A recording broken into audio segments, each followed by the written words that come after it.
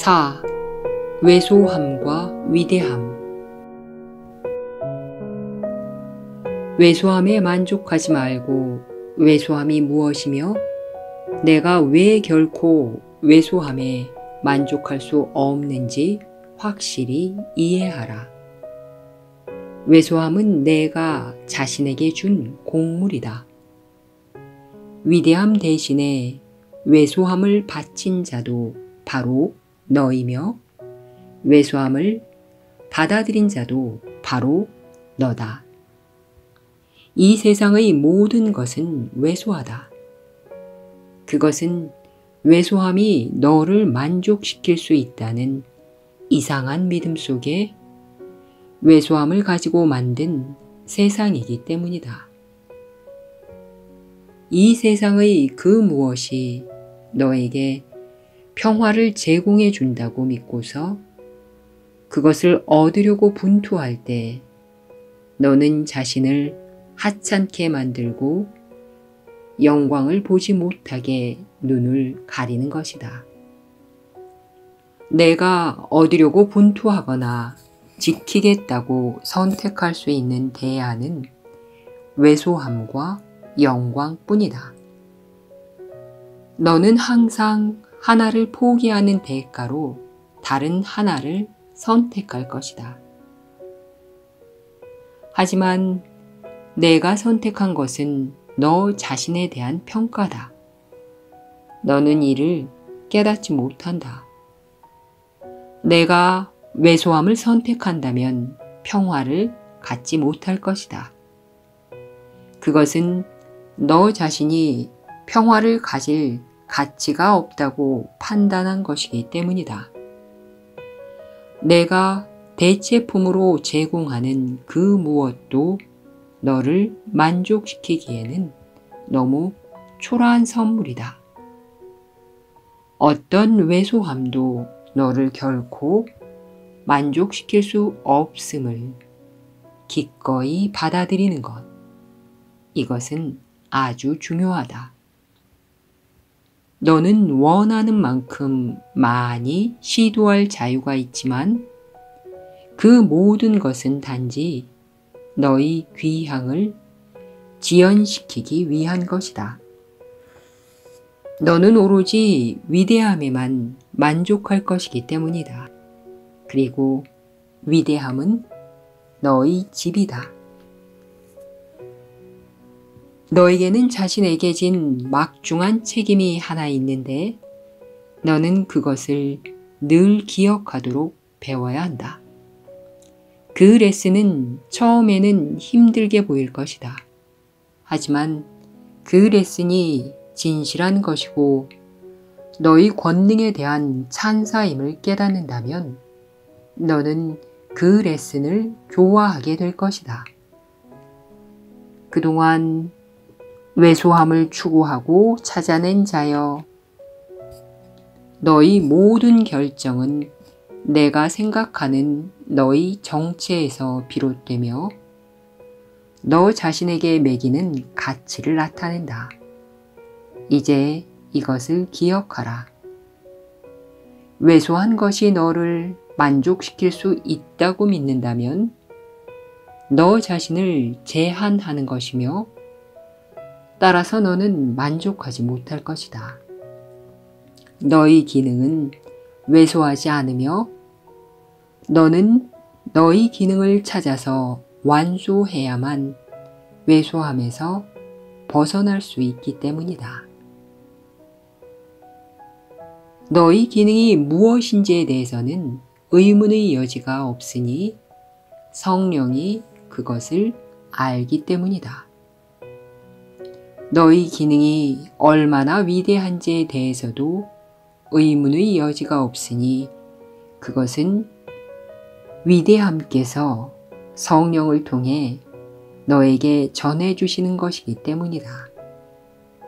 너는 위대함을 가졌기에 그것을 얻으려고 노력할 필요가 없다. 너는 왜소함에 반하여 모든 노력을 기울여야 한다. 이 세상에서 너의 위대함을 보호하려면 경계해 깨어 있어야 하기 때문이다. 왜소함의 세상에서 너의 위대함을 완벽하게 자각하는 것은 왜소한 자들은 맡을 수 없는 과제다. 하지만 나는 너의 왜소함이 아닌 너의 위대함에 찬사를 표하며 너에게 그 과제를 맡을 것을 청한다. 또한 그 과제를 너 혼자서 맡으라고 청하는 것도 아니다.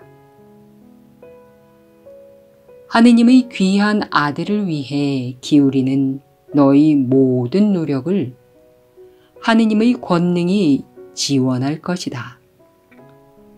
내가 왜소한 것들을 찾아다닌다면 너 자신에게 하느님의 권능을 부정하는 것이다. 하느님은 당신의 아들이 모든 것보다 적은 것에 만족하기를 뜻하지 않으신다. 하느님은 아들 없이는 만족하실 수 없으며 아들은 아버지가 주신 것보다 적은 것에 만족할 수 없기 때문이다. 우리는 언젠가 너에게 너는 에고의 인질이 되려는가? 아니면 하느님을 맞아들이는 집주인이 되려는가? 라고 물은 적이 있다. 결정을 내릴 때마다 내 안의 성령으로 하여금 너에게 이 질문을 하게 하라. 내가 내리는 모든 결정은 정녕 이 질문에 대한 답이며 그에 따라 슬픔이나 기쁨을 초대한다. 하느님은 너를 창조하실 때 당신 자신을 너에게 주시면서 너를 영원히 당신을 맞아들이는 집주인으로 확립하셨다. 하느님은 너를 떠나신 적이 없으며 너도 하느님을 떠난 적이 없다. 하느님의 위대함을 부정하고 그의 아들을 에고의 인질로 만들려는 너의 모든 시도는 하느님이 당신과 결합해 놓으신 자를 왜소하게 만들 수 없다. 내가 내리는 모든 결정은 천국이나 지옥을 위한 것이며 그에 따라 천국이나 지옥에 대한 자각을 가져다 줄 것이다.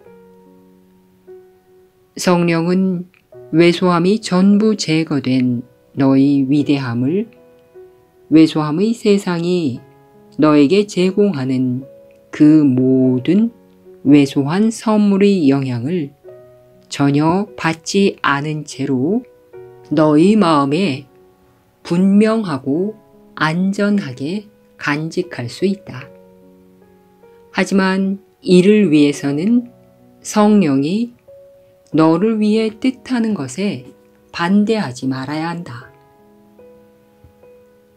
성령을 통해 하느님을 위한 결정을 내려라.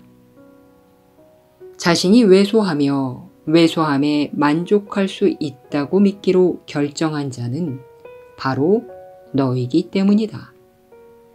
하느님이 내 안에 놓아두신 권능과 영광은 너처럼 자신을 왜소하다고 지각하고 왜소함을 부풀려서 그것이 위대함이라도 되는 양 만족할 수 있다고 믿도록 자신을 속인 자들을 위한 것이다. 왜소함을 주지도 말고 받아들이지도 말라. 하느님을 맞아들이는 집주인은 모든 영광을 받아 마땅하다. 너희 왜소함은 너를 속이지만 너희 위대함은 내 안에 사시며 또한 내가 그 안에 사는 하느님에게서 나온다. 그렇다면 아버지를 맞아들이는 집의 영원한 주인인 그리스도의 이름으로 그 누구에게도 왜소함을 가지고 다가가지 말라. 거룩함이 이 세상에 태어나는 것을 축하하는 이 계절에 너를 위해 거룩함을 선택한 나와 결합하라. 하느님이 몸소 당신을 맞아들이는 집 주인으로 정하신 자에게 위대함을 다시 자각시키는 것이 우리가 함께 맡은 과제다. 하느님의 선물을 주는 것은 너희 모든 왜소함을 넘어서는 것이지만 너를 넘어서는 것은 아니다. 하느님은 당신 자신을 너를 통해 주시고자 하기 때문이다. 하느님은 너로부터 모든 이에게 다가가시고 모든 이 너머로 가셔서 당신의 아들이 창조한 자들에게 다가가시지만 그렇다고 너를 떠나지는 않으신다. 너희 왜소한 세상 저 너머로 그러나 여전히 내 안에서 하느님은 영원히 확장하신다. 하지만 하느님은 당신이 확장하신 그 모든 것을 당신을 맞아들이는 집 주인인 너에게 가져다 주신다. 왜소함을 떠나 헛되이 방랑하지 않는 것이 희생인가? 영광으로 깨어나는 것은 희생이 아니지만 영광보다 못한 것을 받아들이는 것은 희생이다. 너는 내가 맞아들이는 하느님께 경의를 표하여 내 안에 태어난 평화의 왕자가 될 자격이 있음을 배워라. 너는 하찮은 선물로 사랑을 사려 했고 그것은 사랑의 위대함을 이해하기에는 사랑의 가치를 너무도 하찮게 매긴 것이었다. 따라서 너는 사랑의 의미를 모른다. 사랑은 왜소하지 않다. 그리고 사랑은 내 안에 머물러 사니 너는 하느님을 맞아들이는 집 주인이기 때문이다. 내 안에 사는 위대함 앞에서 내가 자신에게 내린 빈약한 평가와 내가 준 모든 왜소한 선물이 슬며시 무로 사라져버린다. 하느님의 거룩한 아이야, 오로지 거룩함만이 너를 만족시키고 평화를 줄 수 있음을 언제 배우려느냐? 너도 나와 마찬가지로 너 자신만을 위해 배우는 것이 아니다. 이를 기억하라. 내가 나에게 배울 수 있는 이유는 내가 너를 위해 배웠기 때문이다. 누추한 왜소함은 하느님을 맞아들이는 집주인을 죄의식과 약함에 묶어둔다. 하지만 나는 너에게 단지 내 것만을 가르칠 것이며 그럼으로써 우리는 함께 내면의 영광에 대한 기쁜 자각으로 왜소함을 대체할 수 있다. 내가 내 안에 태어난 것은 곧 내가 장엄함으로 깨어난 것이다. 나를 구유로 맞아들이지 말고 거룩함에 바치는 제단으로 맞아들여라.